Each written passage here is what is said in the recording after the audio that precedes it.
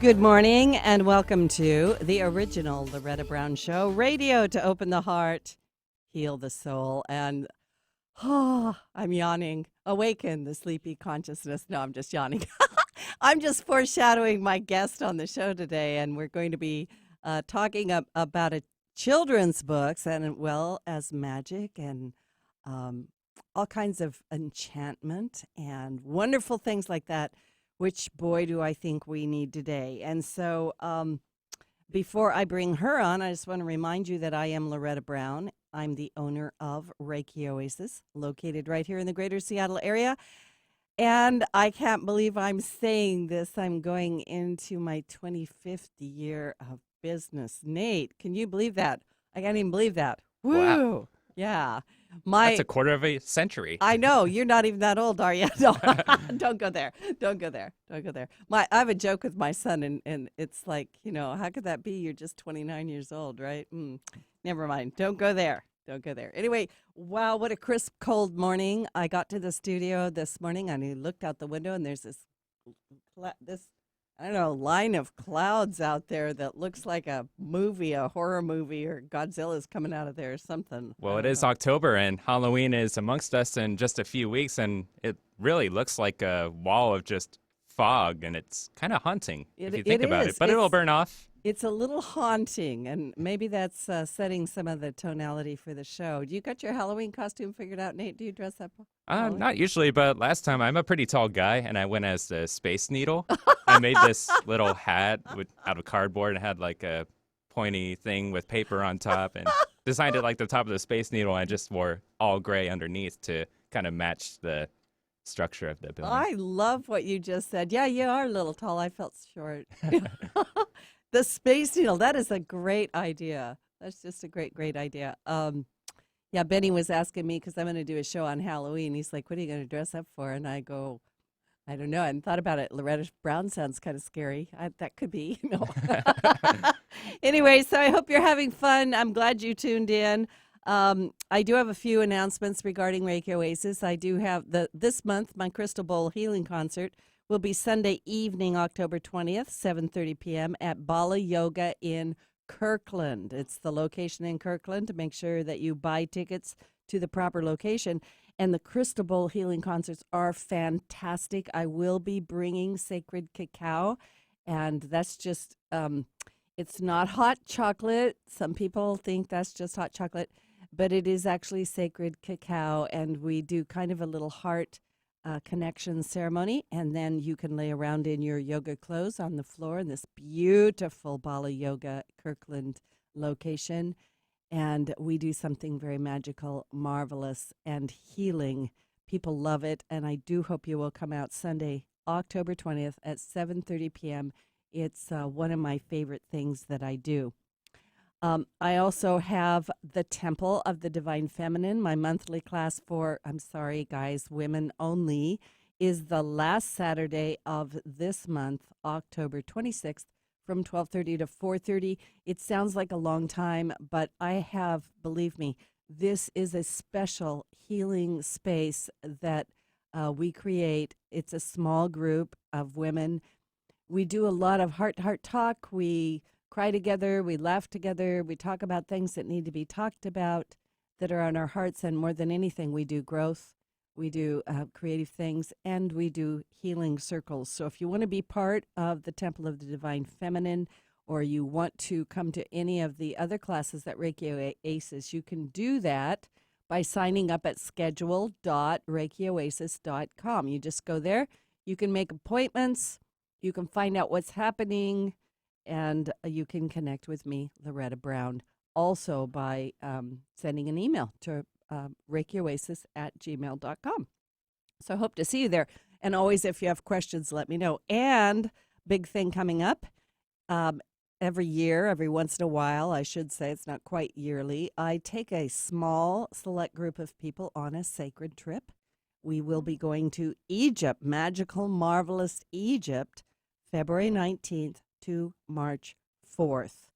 And if you want to find out more about that, I am offering a free Egyptian get-together on Sunday, October 20, from 1 to 3. I will be showing some slides and talking a bit about the trips that have been taken in the past, and also an opportunity to find out more about the trip coming up. And even if you don't think you can come to the trip coming up, you will really like coming out to see the slides about my Egyptian trips. And so once again, you can sign up for that at schedule.reikioasis.com. Let me know about it. I'd love to have you come talk more about it. And then for those of you that have asked, yes, I just got back from 3 weeks traveling in China and Tibet and walking the pilgrimage, the Korah of Mount Kailash. I am putting together a presentation. I will let you know when that's ready because, wow, sometimes these things are just life-changing events. I don't know, sometimes something comes up, it's going to take you outside your comfort zone. And I learned a long time ago that if you just have, I don't know, somebody said to me once, if you have 10 seconds of courage, and I think it takes 1 second of courage, it's like, I'm just going to say yes to this. I'm just going to do this thing. Now I'm doing this thing. I'm just doing this thing, right? And it changed me. It got into me, and I'm really, really excited to bring it back to everybody because I'm that girl, and maybe you are too. Maybe you're that woman or that man or that girl or that boy that wants to help make a difference on planet Earth, even if all you do is smile at the person. It can change somebody's day, right? Be a little bit of kindness goes a long way. And we really need it right now, my listeners. I'm going to do the fastest little astrology check-in because I want to get my guest on the show. Pluto has gone direct, and we have been feeling that tension, that rundown, a little bit overwhelmed. Everybody's sort of chomping at the bit and sort of rubbing up against each other. And I'm hoping you don't really have to wait until the full moon on the 13th and 14th to feel some relief, but you may have to. We have a full hunter's moon on the 13th and 14th. It's a huge release point for everybody. And it is bringing us the opportunity to bring forth intense, life-challenging changes. So as we approach that full moon, something's got to give. And that's what's happening. Push is coming to shove. Mountains are moving, and so is the earth under our feet, which can be very unsettling.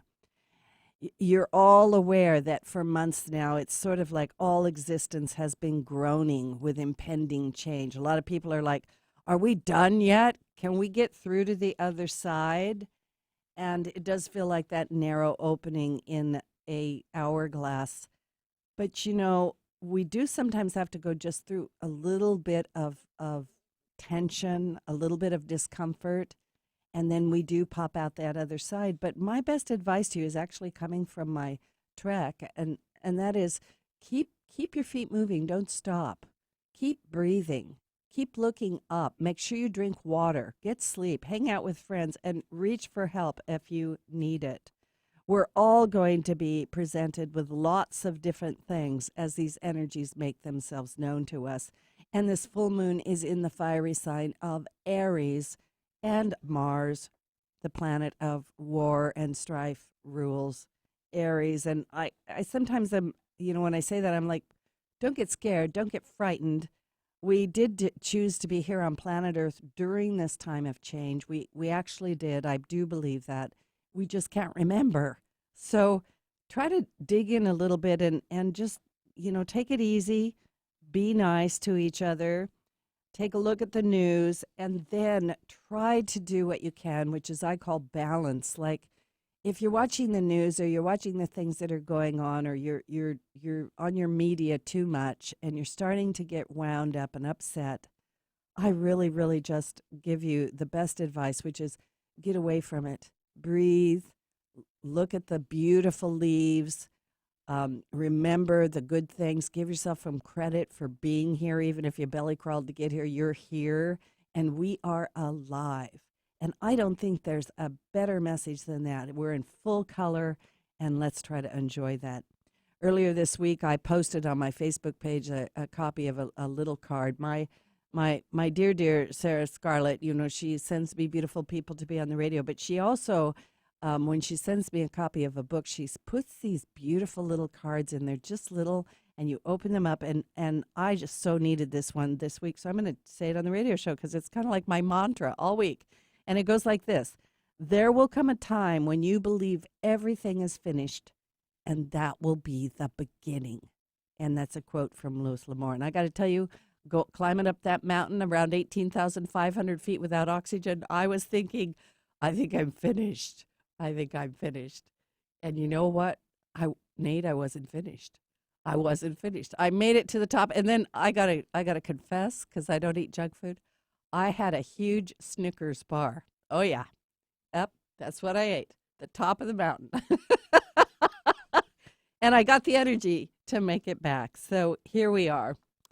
So I can't think of a better day for my guest to be with me. She embodies the ability to help us birth creative ventures, to take a look at ourselves, and she possibly helps us with a lot more. And I'll let her say it, but I think she probably wants us to believe there's a more hopeful future for all of humanity, or maybe she's going to help us get there. My guest is Janine Layton Kimmel, J.L. Kimmel. She's a philanthropist, an artist, a registered nurse. She has a master's degree in transpersonal studies, and she is a multi-award-winning children's book author, artist, poet, visionary. She's written some marvelous books, The Magic Gown and The Yawning Rabbit River Chronicle. I love that. The Yawning Rabbit River Chronicle has been hailed in this way. Not since The Wizard of Oz have young readers of all ages enjoyed such a lush tale of colorful characters and thrilling adventures, all to the accompaniment of the award-winning author's enchanting illustrations. Janine has facilitated numerous children's poetry and dream workshops. She's the mother of two sons. Welcome to the show, Janine. So glad to have you here. Thank you, Loretta. Thank you. I'm so good to be here. And hi, Nate. Yeah, so happy to bring my work to this interview. I'm so glad. We do have live YouTube, and I'm just going to show people the covers of your books. And Nate, you can tell me if am I in there?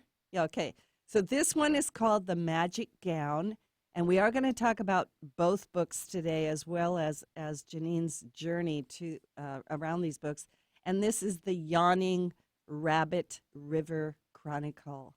And I love the name of these books. I love these books. I read these books, and these books are not just for children. And, of course, I am a girl who, when I was a little girl, I was fortunate that before we went to bed, we got told the story, and/or we often would have a book read to us, and we would have big books to where they would finish a chapter, and then they'd be like, okay, that's all for tonight. You have to go to bed. We'd be like, no, we have to find out, And these are great books for that. So tell us a little bit about yourself, and these are broad paintbrush questions. When did you begin writing? Were you always a writer? What? Yeah. Yeah. Okay. Well, let's see. The first thing that always seems to start where I was connected and inspired as a young girl was my love for nature. I just felt so connected and in love with nature, and would find myself in the woods and just feeling so at home and with birds and animals. So that was really my first introduction to what would be my life's work. And then I always loved to sketch, and I loved films and books and stories. And then in my early teens, I started writing poetry that to me was not something I chose to do, but it would just come out of me. And it was very transformational in terms of like starting out in a certain emotion and just coming out completely like sort of at peace and inspired, and it always involved nature, and I was so grateful for that.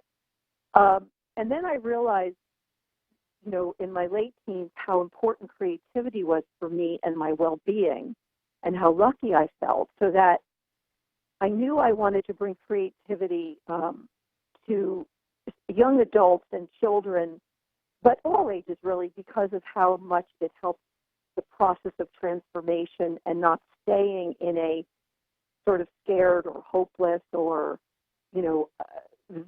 there's nothing like to feel good about, and I was completely transformed there.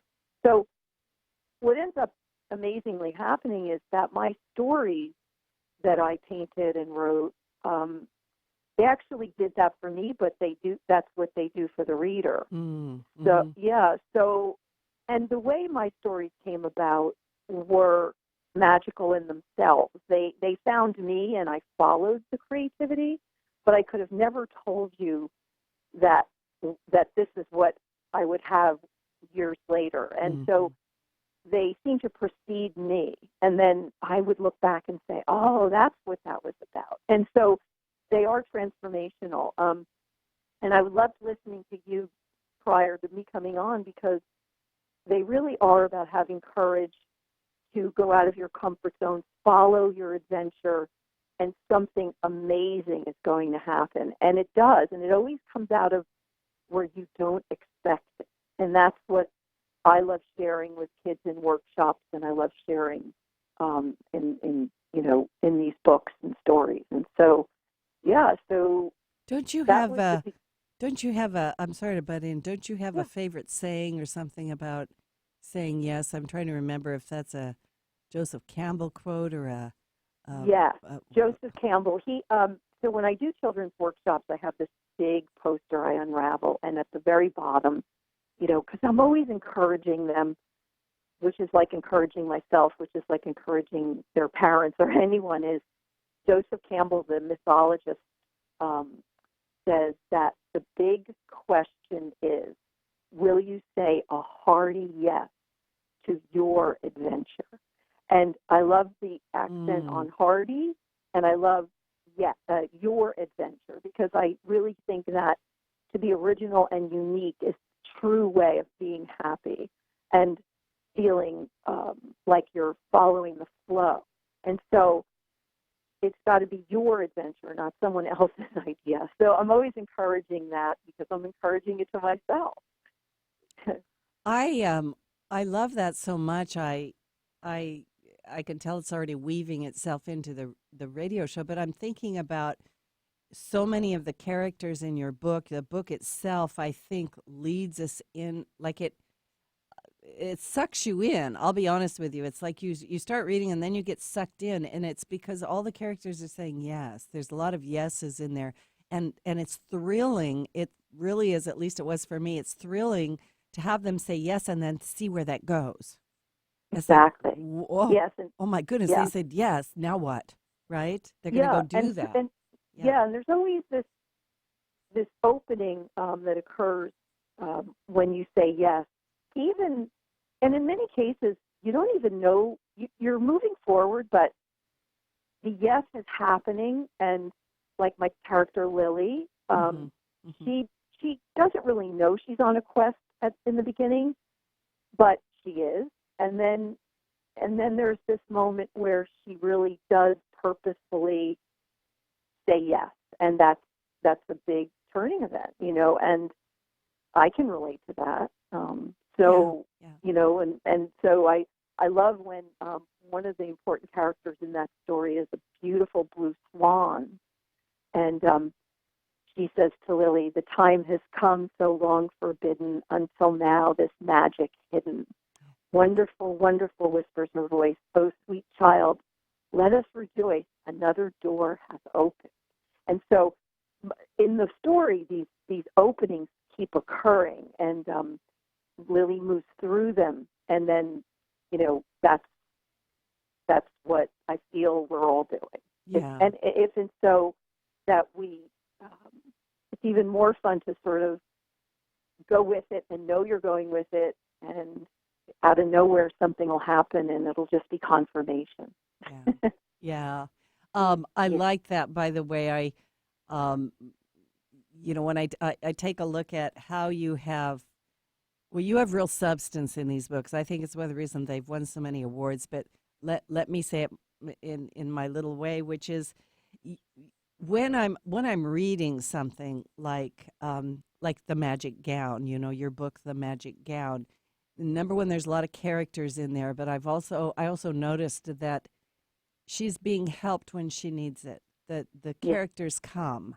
And that to me is such a metaphor for our own life. It's like if you step out, because I do a lot of spiritual work with people, a lot of counseling work and advising of life path. Let's find out who you are and which way you should go, right? Like what's inside you that is helping to direct you, and maybe you're just not listening to it or you don't know how to listen to it.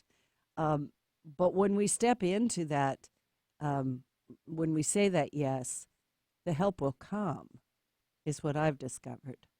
And Yeah. the challenge will come too, but the help will come. Yeah, So, that's yeah. exactly right. In the stories, she has all these wonderful little helpers show up, or big helpers show up. Yeah, big helpers. And I found that to be true in my life. Um, I feel like, I'll say that the universe is talking to you if you just pay attention. And then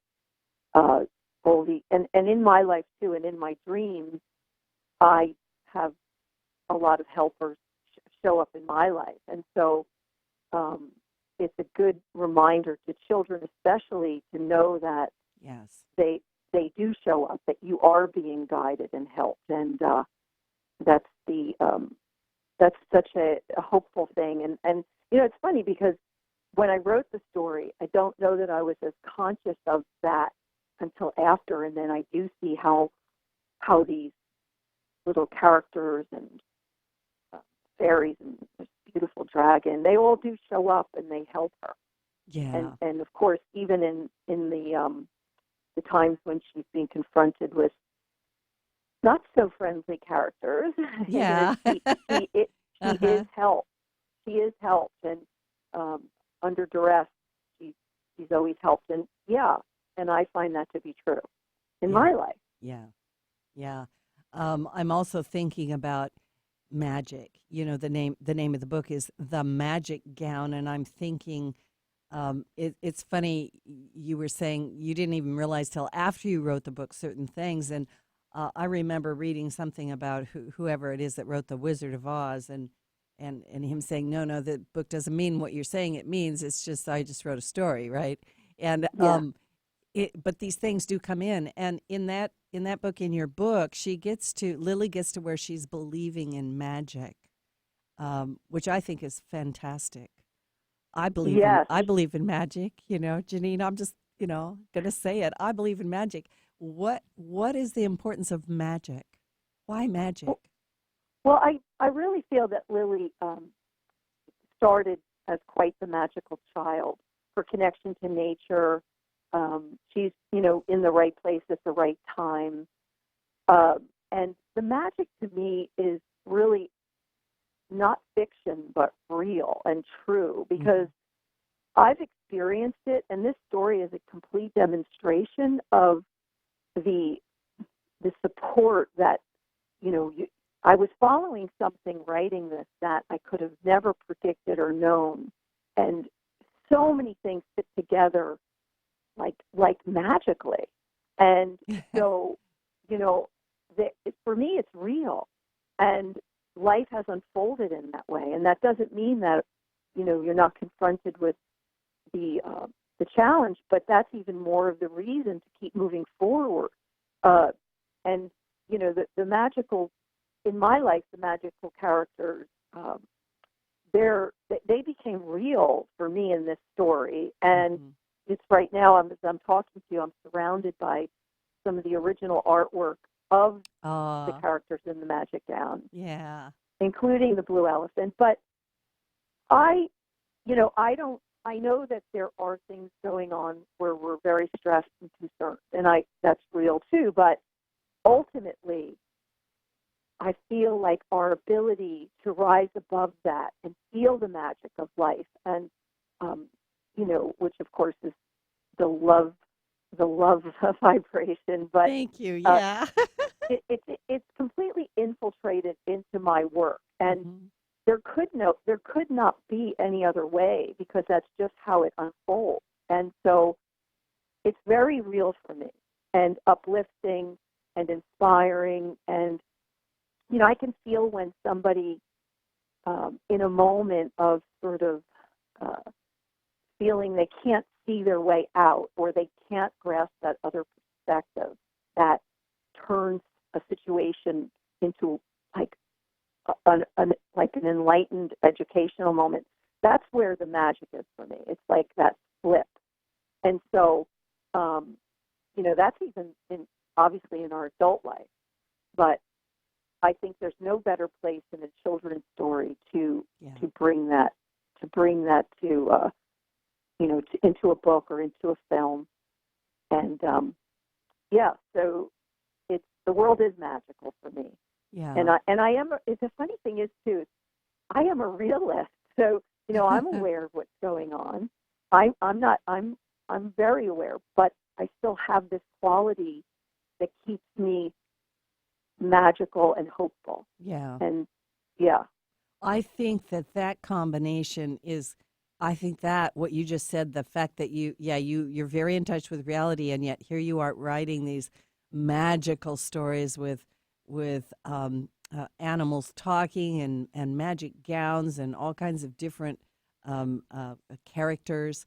And I think that's what brings a substance to it. I think that's why your books are so marvelous, is because you have the depth to be writing from that place. So anyway, my guest today is J.L. Kimmel. This is Loretta Brown. We're going to take a little station break, and it is such a lovely conversation. I just am so excited to talk about children's books. I love children. I love children's books, and I think they help us. I always do. So don't go away. We'll be right back.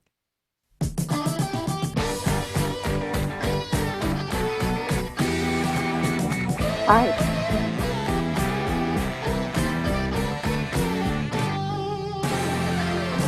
Ho, ho, ho, it's magic, never believe it's not so. Did you know that Reiki healing can be done at a distance? It's true. So let Reiki Oasis focus powerful energy to help relieve your stress, grief, sadness, anger, and so much more. Convenient, personalized treatments at a distance can increase lightness of being. During your appointment, find a quiet place to lie down or sit to receive healing energies. If you want help with your dis-ease, visit ReikiOasis.com. Harness life's energy. Visit ReikiOasis.com today. Time is funny. Sometimes it seems fast and other times slow. When it comes to time slots remaining on Alternative Talk 1150, time is running out. In fact, there are just a few primetime slots available. So if you want to host your own radio program, the time to call 425-653-1150 is right now. Nope, no time for excuses. Dial 425-653-1150 to find out how affordable it can be to host a radio show. Alternative Talk, we have an opportunity waiting just for you. Over the years, you've brought them into your home. You were prescribed opioids after the C-section, when Dad injured his back, when your basketball star tore his ACL. Opioids helped with the pain, and you held on to them just in case. But did you know holding on to unused opioids puts your family at risk? Opioids are powerful pain-reducing prescription medicines, but most people who are prescribed opioids don't finish their prescriptions. So millions of unused opioids are sitting in homes across the country. And tragically, more than 100 Americans die every day from overdoses involving opioids. What can you do to protect your family? Remove the risk of unused opioids from your home. Pills, patches, or syrups in drawers, purses, and cabinets, anywhere they might be hiding. To find out how to dispose of them properly, visit www.fda.gov/drug disposal. Make us part of your daily routine. Alternative Talk 1150.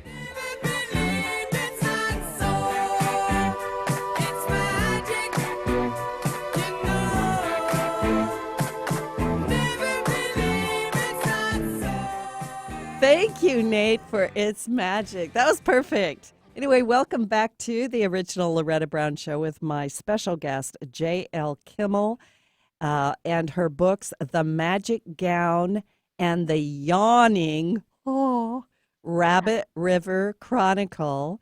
You ought to just go get them right now. I really mean that. They're beautiful, beautiful books. They're books that you will want to read. I don't care what age you are, you need to read these books. And read them to your kids, read them with your kids, get them for your kids. What is your, because this is like I said, they are for all ages, but what's kind of your target market for these books? Well, The Magic Gown is 8 to 12, although 7-year-olds love it too. Okay. And the Yawning Rabbit River Chronicles a little older, 9 to 14. But again, it depends on the reader, and and then really all ages. But Yeah. and when some people buy The Magic Gown younger, and I always say if you're going to read it, there's a few little scary parts where Yeah. you can always just sort of smooth it over a little bit, so it doesn't scare maybe 4-year-old or 5-year-old. But a lot of it is appropriate for them. Just depends on the child. Like when I was a child, it would have scared me. They would have had to smooth over a little bit. Yeah, I was scared of everything as a child. So, parents can always read the book and then decide what they want to do. Which, by the way, will be helpful for you because, like I said, these books are I think, have a transformational quality within them, and/or introspective quality. That you bring up a lot of issues, like in the Yawning Rabbit River Chronicle, prejudice and invasion of our rights, and who's good, who's bad, that kind of thing. Like in the Yawning Rabbit River Chronicle, and I'm jumping ahead, the Millers are just everything we don't like, and oh yeah, mass consumers. Yeah, that's very nasty. Nasty. I would say that book's a little bit more. Well, no, maybe it's not that it's more sophisticated, but it does touch on topics like that, where The Magic Gown is very multi-layered with meaning, and you can get out of it at any level that you can read. When you read it, as you get older, you can see what there's deeper meanings in there. Yes. But the Yawning Rabbit River definitely has these issues that I felt were important, and worked them out in the book. Right. Yes. They work it out in the book. And since we've brought it up, and I was going to go in a different order, but it's presenting itself. The Yawning Rabbit River Chronicle is your latest book, I think. And it's written in 3 parts, and it covers, 100 years or 1,000 years or 1,000,000 years or something. It starts out with animals speaking, and then works its way through, and the river is sort of the connector, the goddess of the river. But it's really great. I love how you tied those sections together, by the way. Thank you. Yeah. You bring up Well, a lot of that things, that yeah. that started out with the concept started with the third part being what first came up for me, and then I went to Ireland to write it, and the whole first part, I went and collaborated with a lovely Italian illustrator, and the whole first part completely revealed itself while I was there, and beautifully, because Ireland and this gorgeous valley in the middle of nowhere, and I was definitely touched by the magic there. And the whole first part with the talking animals, and this is like when animals talked, which they probably still do, but this was more of that classic fairy tale. And then it goes into the modern times where part 2 connects the first part and the third part.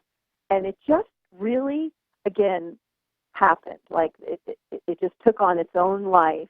And, so I went to Ireland to write that 4 years in a row. I would continue to write where I am in New Jersey, but I would go there and go to that valley and just let the valley affect me.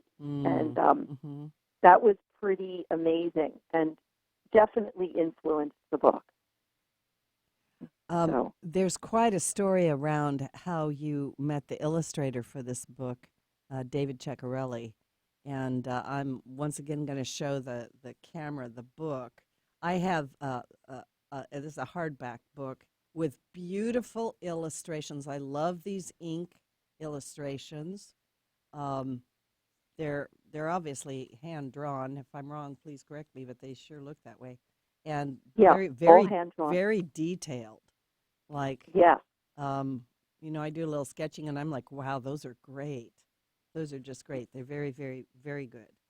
Yeah, that's Yeah. his forte, and he's more like Grimm's fairy tales Yes. with a modern slant. And he, as I would write the story, he would draw the story, and we collaborated in Ireland. And again, another magical collaboration.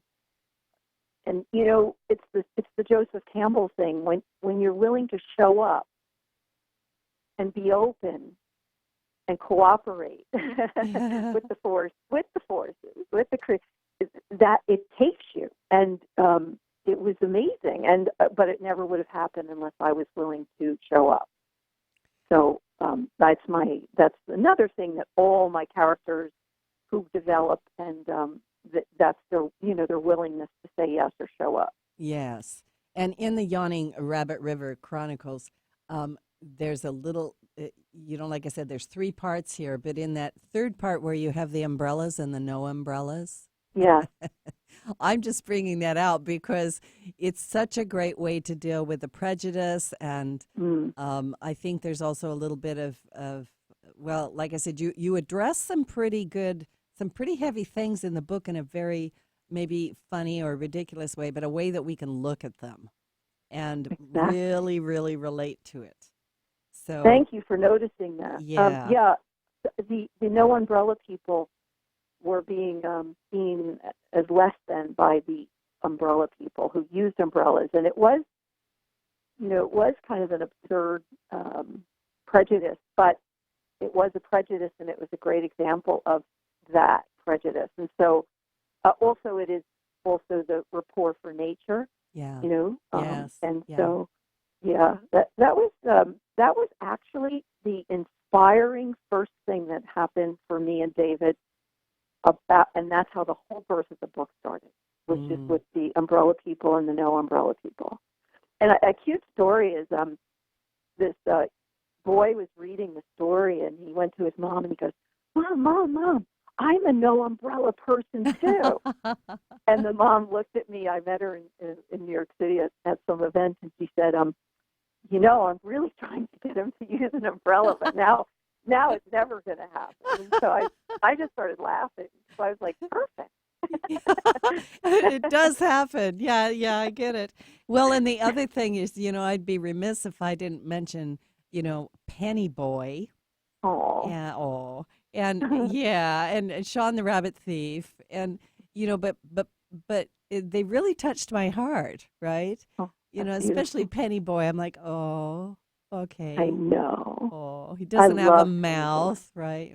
Oh, yeah. Yeah, I did a tour in El Salvador, and the Penny Boy became so beloved there, and they really, really wanted me to write a story where Penny Boy ends up or what happens to Penny Boy. And I remember this older man read it, and he was like really so in love with Penny Boy that it was kind of amazing that he was close to 80, I think. And I was just like, oh, this is so beautiful.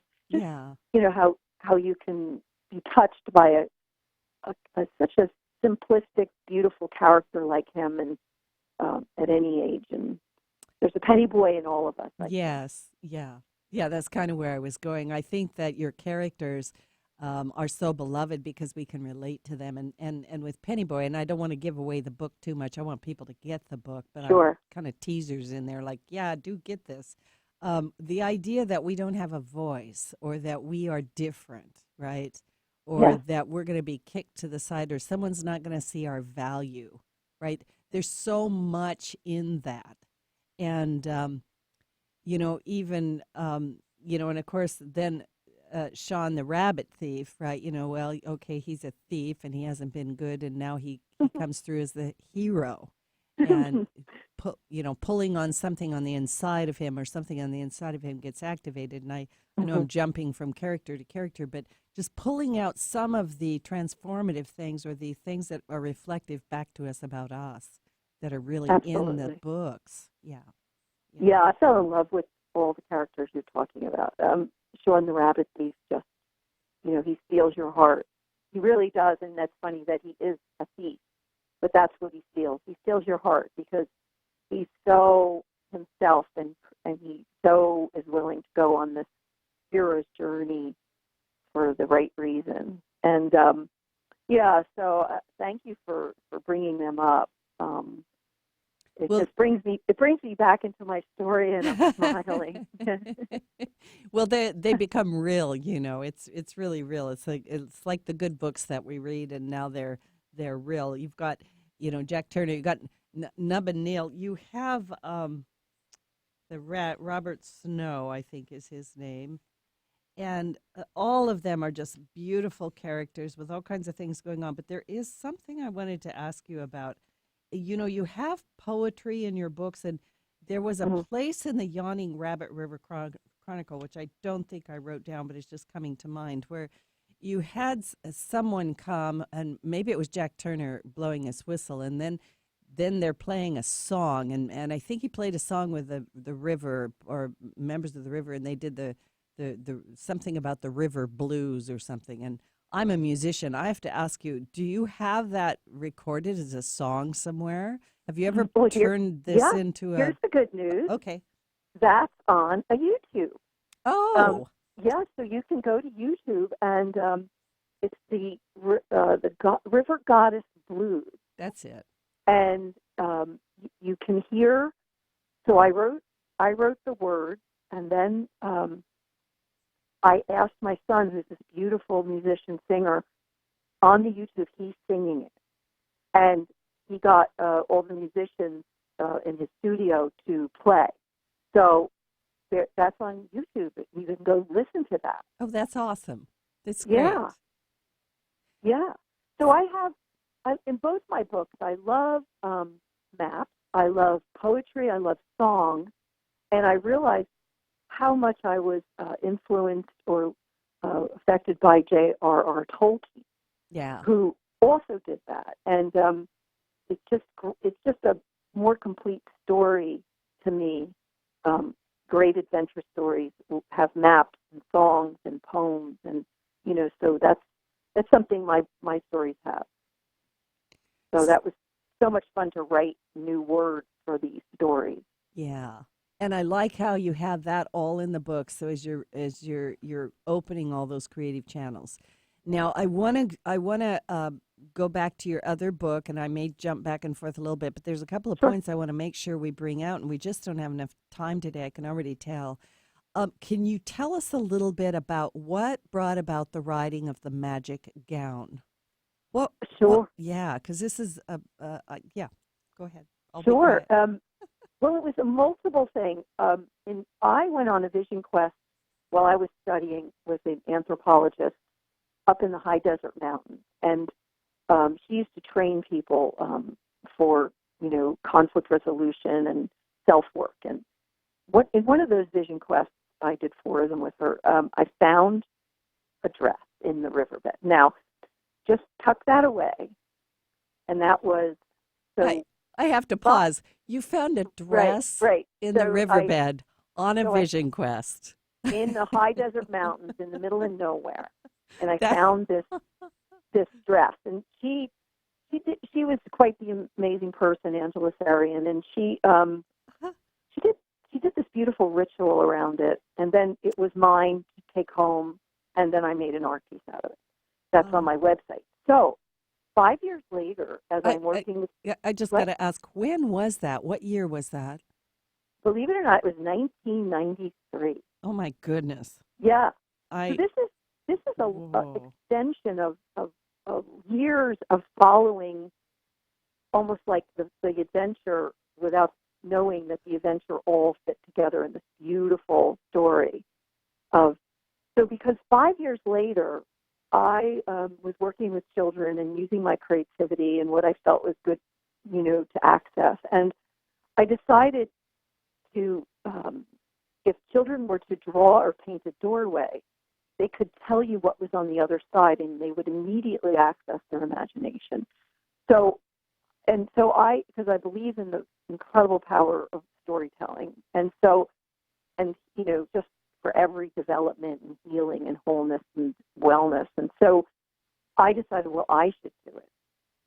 So I started to paint this door, big art, because I like large paintings. And a week into painting it, I had a dream, and this woman was singing to me in the most beautiful voice, like an opera voice, and she was singing 10 Kings and Roses, 10 Kings and Roses, over and over again.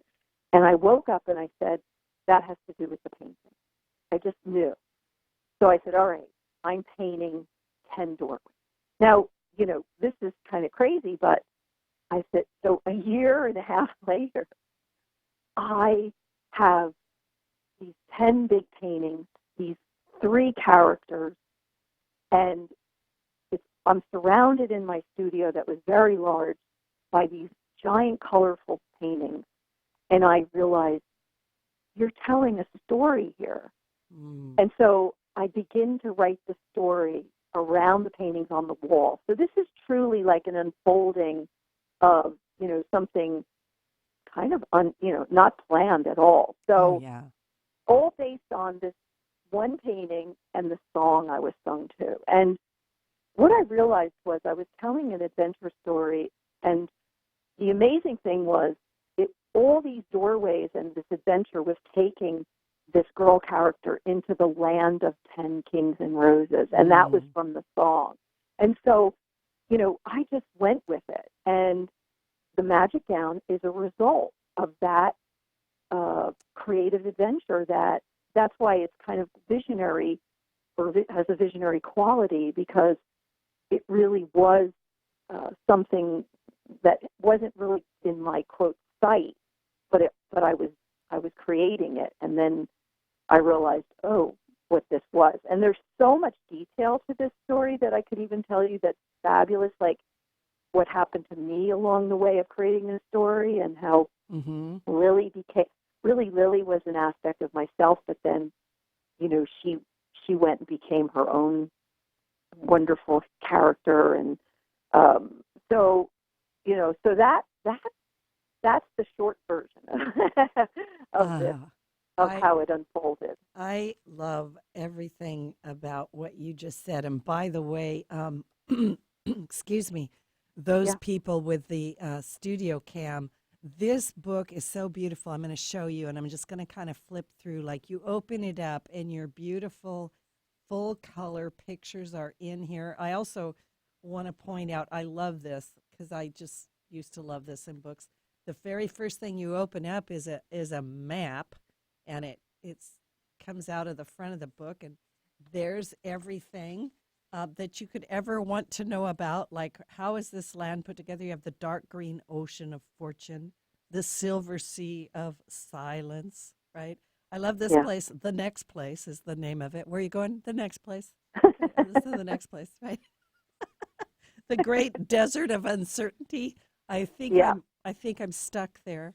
And Don't right? forget your sense of humor then, because that's always in a place of uncertainty. It's great to have a sense of humor. Absolutely. That what you just said, and even as I'm flipping the pages of the book, the energy of it comes out, is so potent, and it's so heartfelt. It's so deep. I can feel the goodness of it, the agony of it, the pain of it, the journey of it, the awakening of it, and this is how it works creatively, right?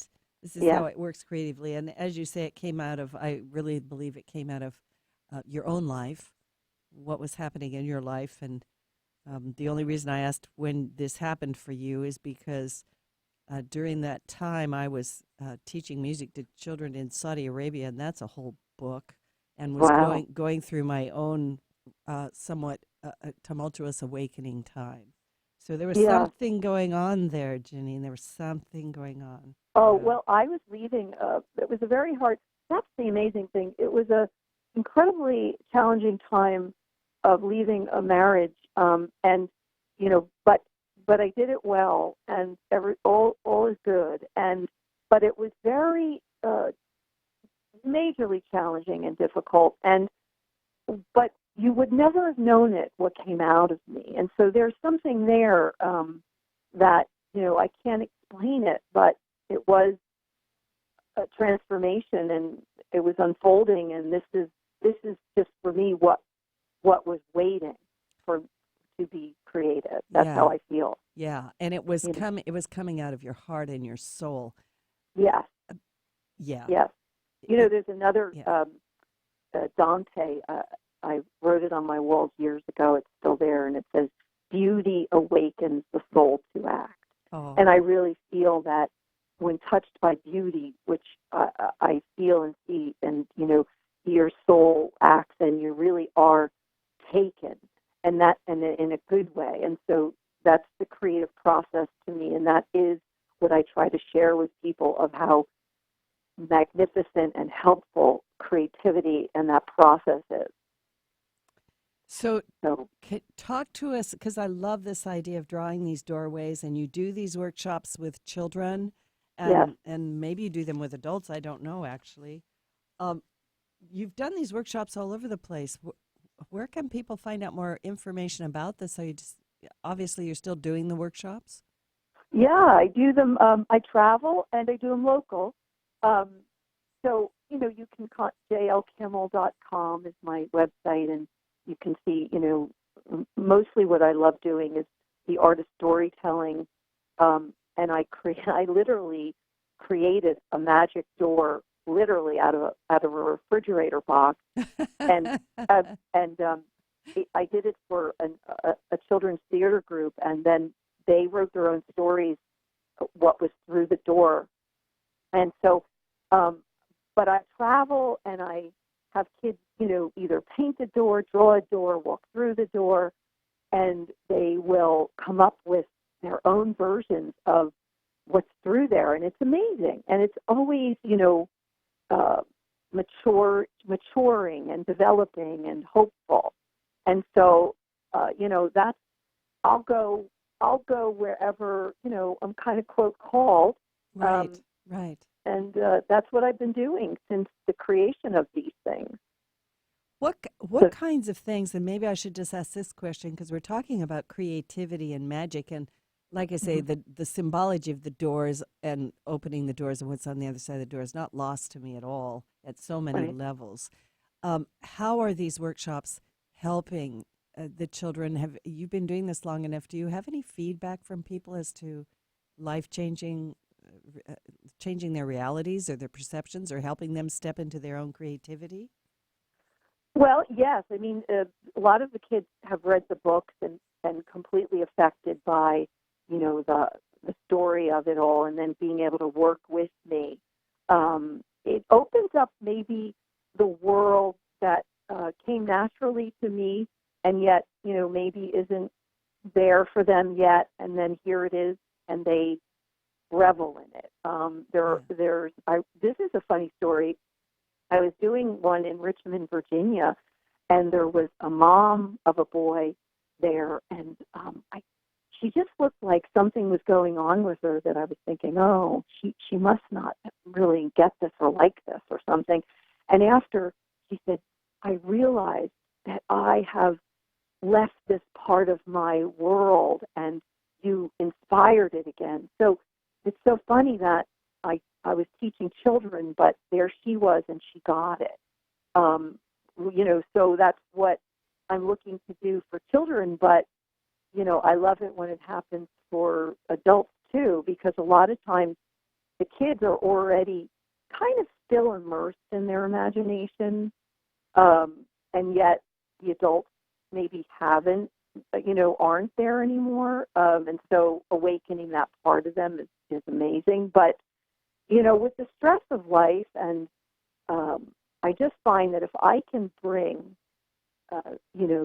this quality or this simplicity of just all you need is your imagination, and, you can just create worlds. And so it's very positive. And I I've seen so many kids in my life that, like, you know, it's hard to pick out. Oh, I remember, this is a great story. So this little boy, his brother was taking the workshop, and this little 4-year-old boy who had some learning disabilities, his mom was like, oh, I don't know if he can handle behaving in this. And I said, oh, no, let him stay. And he went and created this tree that was so many colors. And his mother said he had never used more than 2 colors prior to this. And I was like, oh my, I mean, I was floored, so happy that something awoke in him where he used all these colors all at the same time. So the workshops are, and I'm butting in it only because we're short of time. These amazing workshops, I love that. So something popped open in him to bring in more color. I love that. So, so I just want to do one little quote from one of your books that I think summarizes a lot of what you're doing. Nil says in the Yawning Rabbit River Chronicle, we're all here just to be good to one another. Yeah. So this is Loretta Brown. My guest today is the amazingly talented, creative, heartfelt, wonderful Janine Kimmel, J.L. Kimmel. Her book's The Magic Gown, The Yawning Rabbit River Chronicle, and her website, jlkimmel.com. Check it out. Please connect with her and get to one of her workshops. Thank you so much. We got to go. Oh, thank you. Bye now.